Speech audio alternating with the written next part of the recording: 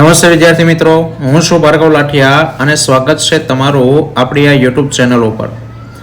મિત્રો, ધોરણ 10 વિષય વિજ્ઞાન અને ટેકનોલોજીમાં તારીખ 25 જુલાઈના રોજ ગુજરાત માધ્યમિક અને ઉચ્ચતર માધ્યમિક શિક્ષણ બોર્ડ દ્વારા જે પ્રશ્ન બેંક રજૂ છે તે થઈ હતી, એના આપણે સેક્શન એ અને સેક્શન બી આ બેના આપણે સોલ્યુશન છે તે સંપૂર્ણપણે જોઈ નાખેલા છે.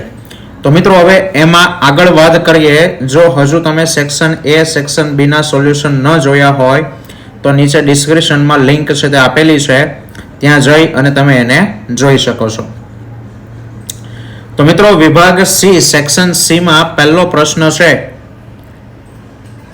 જેમાં પ્રશ્ન 1 ની અંદર આપણને ઓપ્શન આપ્યો છે પહેલો કે જો આપણે કોઈ એક પોષક સ્તરના બધા જ સભ્યોને દૂર કરીએ તો શું થાય. તો મિત્રો, જે પોષક સ્તરે બધા સભ્યોને તમે દૂર કરો તો તેનાથી નીચેના પોષક સ્તરે આવેલા સજીવોની સંખ્યામાં શું થાય તો કે વધારો થાય.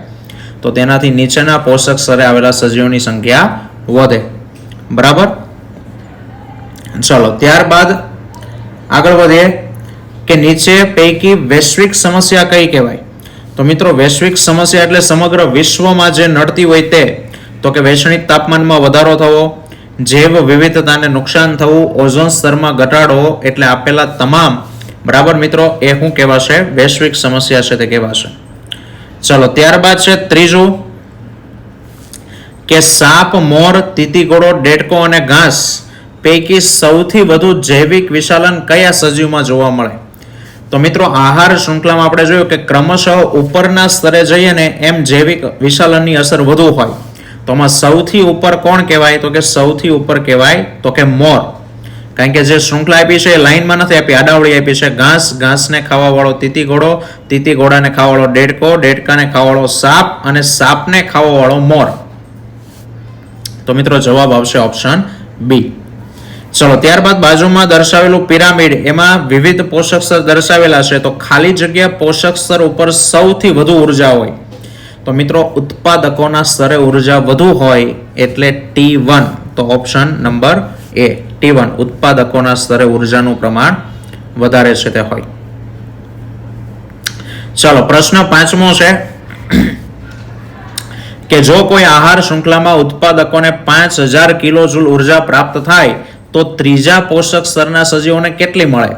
તો જો ઉત્પાદકોને 5000 મળતી હોય તો આપણે ભણ્યા છે કે એની કરતા ઉપરના સ્તરે જાય એટલે 10% ઓછી થાય. બરાબર.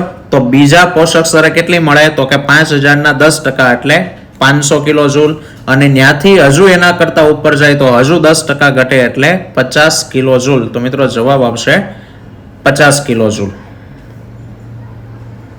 ચલો, એના પછી છે કે બાગાયત કરવી એ પર્યાવરણ માટે નુકસાનકારક પ્રવૃત્તિ છે, ખરું કે ખોટું. તો કે ખોટું. કારણ કે બાગાયત કરવી એટલે કે એની અંદર કોઈ પણ રસાયણનો ઉપયોગ છે તે કરવામાં આવતો નથી, અને એટલે જૈવિક વિશાલન ન થાય તો પર્યાવરણને નુકસાન ન કરે. તો વિધાન ખોટું છે. ચલો, નેક્સ્ટ છે કે ભાઈ વિઘટકો એ પર્યાવરણ માટે સફાઈ કામદાર છે. તો મિત્રો, એ ખરું છે. પ્લાસ્ટિક જૈવ વિઘટનીય પદાર્થ છે. મિત્રો, ખોટું છે. અને વનસ્પતિ પોતાના પર્ણો દ્વારા પ્રાપ્ત થતી સૌર ઉર્જાના 10% ભાગનું ખાદ્ય ઉર્જામાં રૂપાંતર કરે. તો મિત્રો, એ પણ ખોટું છે. ફક્ત 1%નો ઉપયોગ છે તે વનસ્પતિ કરે છે. ચલો, પછી આપી છે ખાલી જગ્યાઓ. તો મિત્રો, 10માં ખાલી જગ્યામાં છે કે ભાઈ તાપમાન, વરસાદ, ભૂમિ, હવા, નિવસન તંત્રના ખાલી જગ્યા ઘટકો કહેવાય. તો મિત્રો, નિર્જીવ છે એટલે એ કહેવાશે અજૈવિક ઘટકો. નિવસન તંત્રમાં રહેલી આહાર શૃંખલાના પ્રત્યેક ચરણ કે તબક્કાને શું કહેવામાં આવે મિત્રો? તો કે પોષક સ્તર કહેવાય, કારણ કે દરેક સ્ટેપે પોષણ મળે. અને ઓઝોન સ્તરના ઘટાડા માટે મુખ્ય જવાબદાર પરિબળ કોણ છે મિત્રો? તો કે CFC, ક્લોરોફ્લોરોકાર્બન. ચાલો, હવે એક શબ્દમાં કે એક વાક્યમાં ઉત્તર આપીએ. તો પહેલું છે CFC નું પૂરું નામ. તો હમણાં ઉપર કીધું એ પ્રમાણે ક્લોરોફ્લોરોકાર્બન. માછલી ઘર કેવા પ્રકારનું નિવસન તંત્ર કહેવાય? તો મિત્રો, માછલી ઘર છે એ કૃત્રિમ નિવસન તંત્ર છે તે કહેવાય. અને માનવીમાં ત્વચાના કેન્સર માટે કયા કિરણો છે તે જવાબદાર છે? તો કે ત્વચાના કેન્સર માટે કોણ જવાબદાર છે? યુવી કિરણો. કે યુવી કિરણો જો આવે અને ત્વચા ઉપર પડે તો ત્વચાનું કેન્સર છે તે થાય. ચલો ત્યાર પછી છે વિભાગ સી માં પ્રશ્ન નંબર 3 કે જેમાં આપણને એક વાક્યમાં પ્રશ્નો છે તે એક પ્રશ્નનો ઉત્તર આપવાનો છે અને 3 ગુણ છે. તો પહેલો સવાલ કે પદાર્થ X નું દ્રાવણ દિવાલને ગોળવા માટે વપરાય. તો X નું નામ આપો. તો X નું દ્રાવણ કીધું છે તો મિત્રો યાદ રાખજો X તરીકે થશે કેલ્શિયમ ઓક્સાઇડ CaO. પછી છે પદાર્થ X નું સૂત્ર લખો. તો આપણે અહીંયા આપી દીધું સૂત્ર CaO. નામ એનું શું થશે? કેલ્શિયમ ઓક્સાઇડ અથવા કળી ચૂનો. ચલો ત્રીજામાં કહે છે કે તેની પાણી સાથેની પ્રક્રિયા લખો. તો CaO એની પાણી સાથે પ્રક્રિયા એટલે +H2O. તો પ્રક્રિયા થઈને શું બને? તો કે CaOH ટ્વાઇસ અને સાથે સાથે છૂટી પડે ઉષ્મા. તો આ એનું સમીકરણ થશે. ચલો નેક્સ્ટ બીજો સવાલ કે ક્ષારણના લીધે લોખંડ, ચાંદી અને તાંબા ઉપર થતા રંગનું પરિવર્તન જણાવો. તો મિત્રો લોખંડનો રંગ કેવો થઈ જાય? તો કે કથ્થાઈ, કારણ કે લોખંડ ઉપર કાટ લાગે. Fe2O3 × XH2O કાટનું સૂત્ર. ચાંદી મિત્રો કાળા રંગની થશે કારણ કે ચાંદી ઉપર સિલ્વર સલ્ફાઇડ Ag2S કાળા રંગનું પડ લાગે. અને તાંબાની સપાટી ઉપર લીલા રંગના ડાઘ પડે કારણ કે તાંબુ છે એ કોપર એ કાર્બન ડાયોક્સાઇડ સાથે પ્રક્રિયા કરી અને કોપર કાર્બોનેટ બનાવે. ચલો નેક્સ્ટ મિત્રો ત્રીજો પ્રશ્ન કે નીચેના માટે પ્રક્રિયા માટેના સમતોલિત સમીકરણ લખો. ચલો તો પહેલું છે ઝિંક. તો ઝિંક એટલે Zn પ્લસ સિલ્વર નાઇટ્રેટ એટલે AgNO3 પ્રક્રિયા થઈને બને છે ઝિંક નાઇટ્રેટ. તો ZnNO3 ટ્વાઇસ અને છૂટું પડે સિલ્વર એટલે કે Ag. સમતુલિત કરીએ તો મિત્રો અહીંયા NO3 એક જ વાર છે, અહીંયા 2 વાર છે તો આગળ લખી દઈશું 2. Ag 2 થયા એટલે અહીંયા Ag ની આગળ 2. તો સમીકરણ છે તે સમતુલિત થઈ ગયું.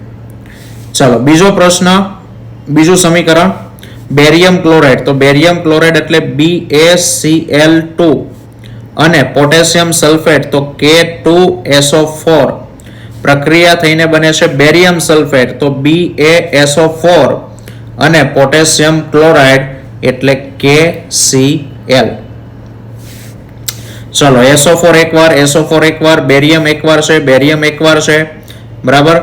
ચલો ત્યાર પછી મિત્રો આગળ વાત કરીએ તો ક્લોરીન 2 વાર છે, અહીંયા ક્લોરીન એક જ વાર છે તો આગળ 2 લખી દઈએ, બરાબર. ત્યાં 2 લખ્યા એટલે પોટેશિયમ 2 થયા તો પોટેશિયમ 2 વાર છે તો મિત્રો થઈ ગયું સમીકરણ સંતુલિત. ચલો ત્રીજું છે zinc carbonate. ZnCO3 zinc carbonate તો ZnCO3 it gives zinc oxide તો ZnO અને કાર્બન ડાયોક્સાઇડ તો CO2. ચલો આ સમીકરણ મિત્રો સમતુલિત જ છે. ચલો ચોથો પ્રશ્ન છે કે ઉષ્મા, પ્રકાશ અને વિદ્યુતીય વિઘટનના એક સમીકરણો આપો. તો મિત્રો ઉષ્મીય વિઘટન આ ઉપરનું ઝિંક વાળું છે એ ઉષ્મીય વિઘટન કહેવાય કે ZnCO3 તમે એને ગરમ કરો એટલે ડેલ્ટાનું ચિહ્ન તો એમાંથી બનશે ઝિંક ઓક્સાઇડ અને કાર્બન ડાયોક્સાઇડ છે એ છૂટો પડશે. ચાલો બીજું છે પ્રકાશ તો સિલ્વર ક્લોરાઇડ AgCl એને તમે સૂર્યપ્રકાશની અંદર છે તે રાખો તો એનું વિઘટન થઈ અને Ag અને Cl2 છે તે છૂટું પડે પણ 2 ક્લોરીન તો અહીંયા આગળ 2 અને એટલા માટે Ag ની આગળ 2. અને ત્રીજું છે વિદ્યુત વિઘટન વાળું તો વિદ્યુતના વિઘટનમાં કોણ આવશે મિત્રો? પાણી કહેવાય H2O. આ H2O નું તમે વિદ્યુત વિભાજન કરો, વિદ્યુત વિભાજન તો એમાંથી બનશે H2 અને છૂટો પડશે O2. 2 હાઇડ્રોજન 2 ઓક્સિજન તો અહીંયા આગળ 2, અહીંયા આગળ 2. ઓકે. ચાલો નેક્સ્ટ પાંચમો સવાલ કે નીચે આપેલી આકૃતિનું ધ્યાનપૂર્વક અવલોકન કરો અને નીચેના પ્રશ્નોના જવાબ આપો. ચલો તો મિત્રો પ્રશ્ન છે કે ભાઈ કોપરનો ભૂકો ધરાવતી એક ચાઇના ડીશ લીધેલી છે. બરાબર, અને એને ગરમ કરે છે. તો પ્રશ્ન જોઈએ આપણે. તો પ્રશ્ન પહેલો એવો છે કે ઉપરયુક્ત પ્રક્રિયામાં કાળા રંગનો પદાર્થ બનશે, એનું નામ જણાવો. તો મિત્રો કોપરને ગરમ કરશું તો એ કાળા રંગનો પદાર્થ બનશે કોપર ઓક્સાઇડ. ચલો તે પ્રક્રિયા માટેનું સંતુલિત સમીકરણ લખો. તો Cu plus O2 it gives CuO. Oxygen 2 છે તો આગળ 2 લખીએ, કોપર 2 થયા તો અહીંયા આગળ 2. અને આ પ્રક્રિયાનો પ્રકાર જણાવો. તો મિત્રો આ પ્રક્રિયા કઈ કહેવાશે? ઓક્સિડેશન પ્રક્રિયા છે તે કહેવાશે. તો મિત્રો આ હતો વિભાગ સી. આવતા વિડીયોમાં વિભાગ ડી ના સોલ્યુશન સાથે મળીશું. ત્યાં સુધી જય હિન્દ, જય ભારત.